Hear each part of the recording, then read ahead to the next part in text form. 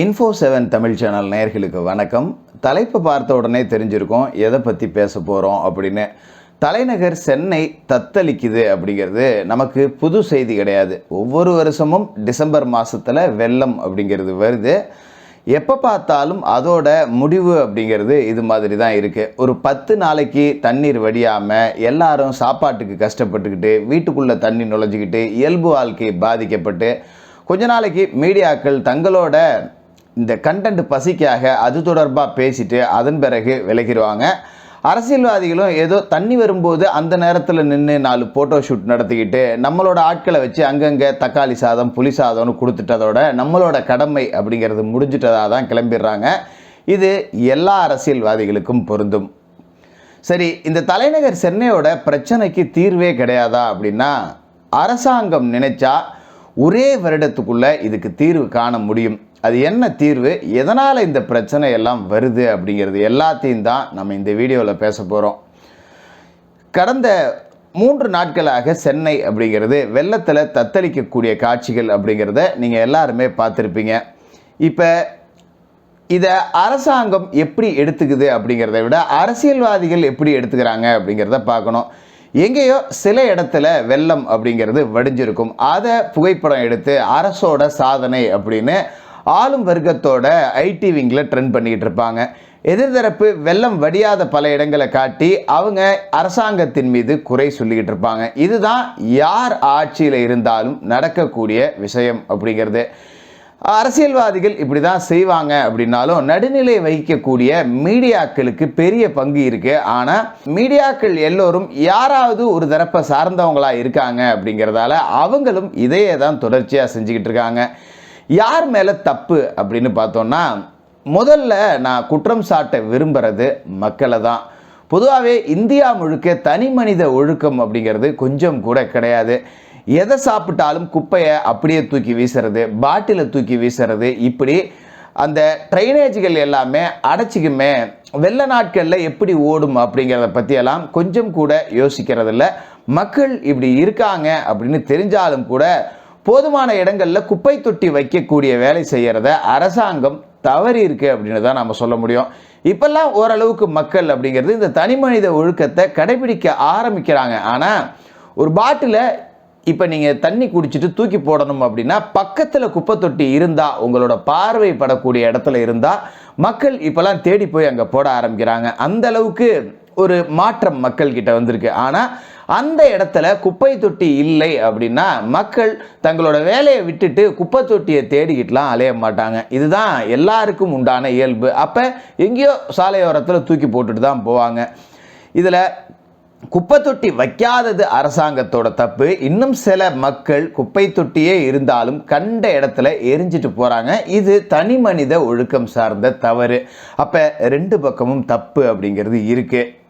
சரி, அரசியல்வாதிகள் இதுக்கு என்ன நடவடிக்கை எடுக்கலாம் அப்படின்னு பார்த்தா, அரசாங்கம் நினச்சா ரொம்ப எளிமையாக நடவடிக்கை எடுக்கலாம். சென்னையை விட மக்கள் அடர்த்தி அதிகம் உள்ள நகரங்கள் அப்படிங்கிறது உலகத்தில் எத்தனையோ நகரங்கள் இருக்குது. பல நகரங்கள் இந்த மாதிரியான வெள்ள பாதிப்புகளை ரொம்ப சர்வசாதாரணமாக கையாளுறாங்க. ஆனால் இங்கே உள்ள அரசியல்வாதிகள்கிட்ட கேட்டால் ஏன் தண்ணி வெள்ளம் வடியலை அப்படிங்கிற கேள்விக்கு அவங்க வைக்கக்கூடிய பதில்கள் வரிசையாக பார்ப்போம்.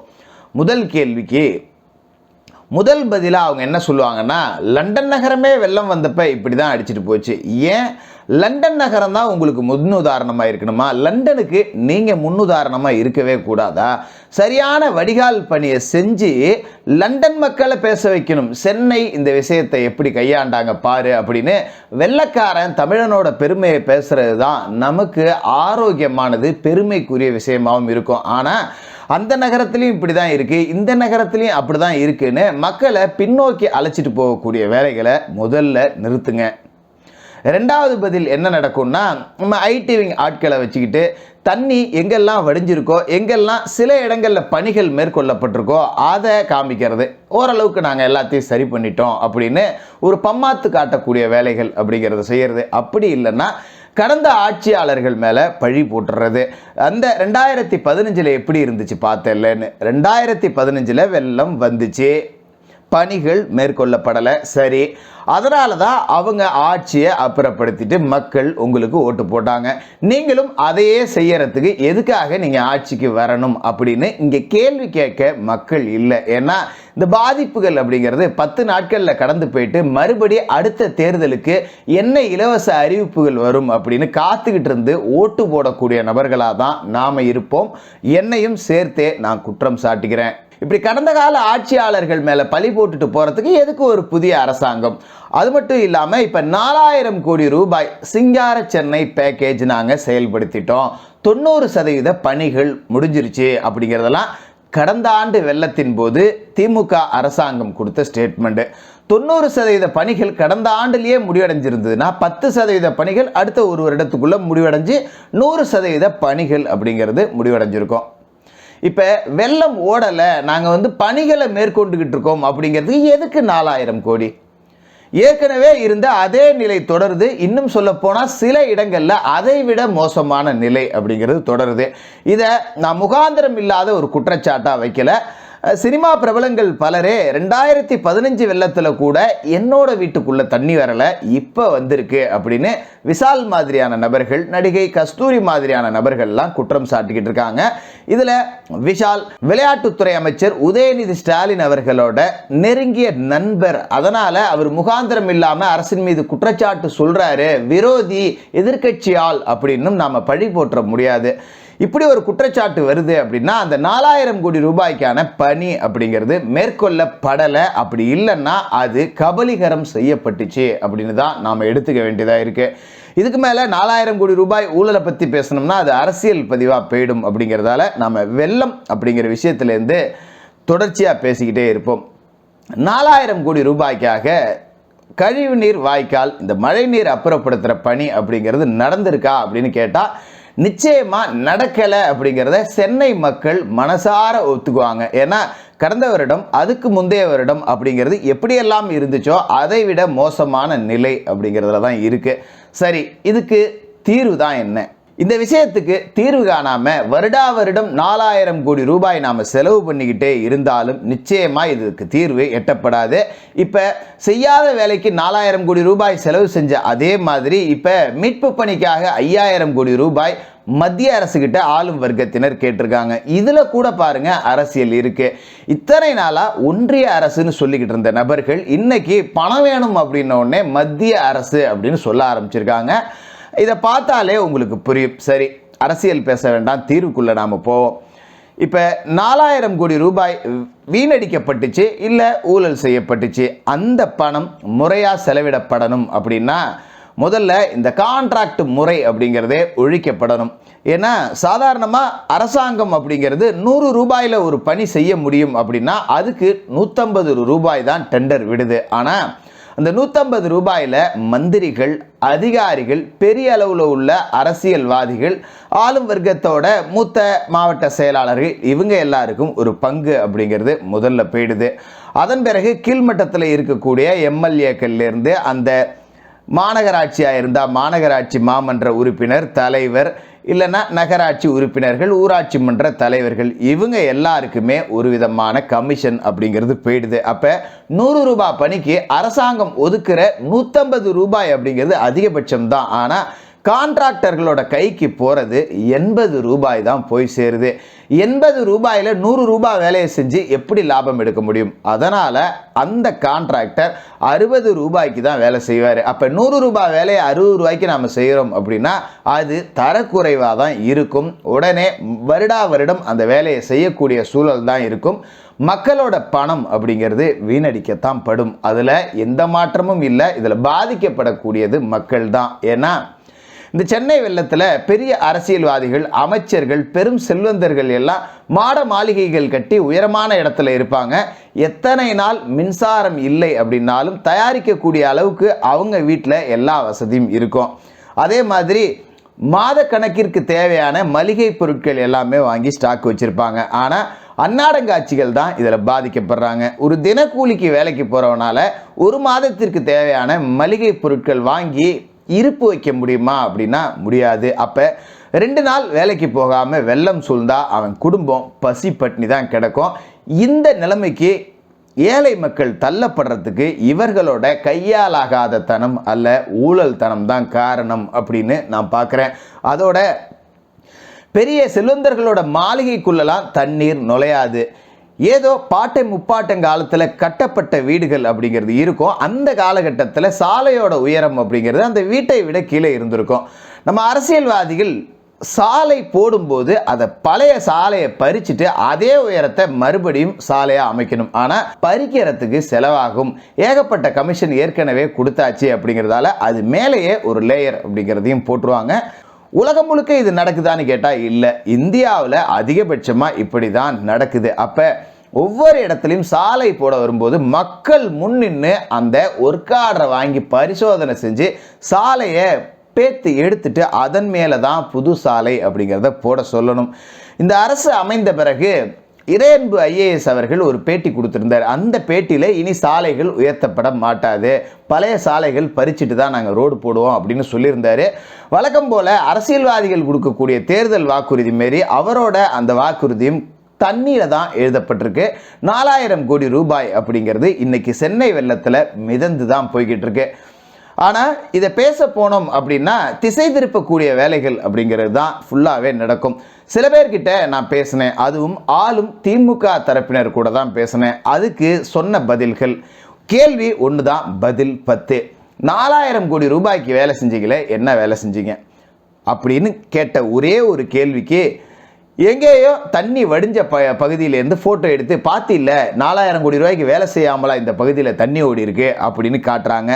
சரி, இந்த பகுதியெல்லாம் தண்ணி நிற்கிதே, இந்த இடத்துல 4000 கோடி ரூபா வேலை செய்யலையா அப்படின்னு கேட்டோன்னா இஸ்லாமிய மக்கள்லாம் சாப்பாடு கொடுக்க ஆரம்பிச்சிட்டாங்க அப்படின்னு அடுத்த கதைக்கு தாவுறாங்க. சரிப்பா, கோவில் நிர்வாகம் எல்லாமே அறநிலைத்துறை கட்டுப்பாட்டில் தானே இருக்குது, கோவிலையும் திறந்து அதுலேயே சாப்பாடு போடலாமே அப்படின்னு கேட்டால் நமக்கு ஸ்பெஷலாக சங்கி அப்படிங்கிற ஒரு பட்டமும் கிடைக்குது.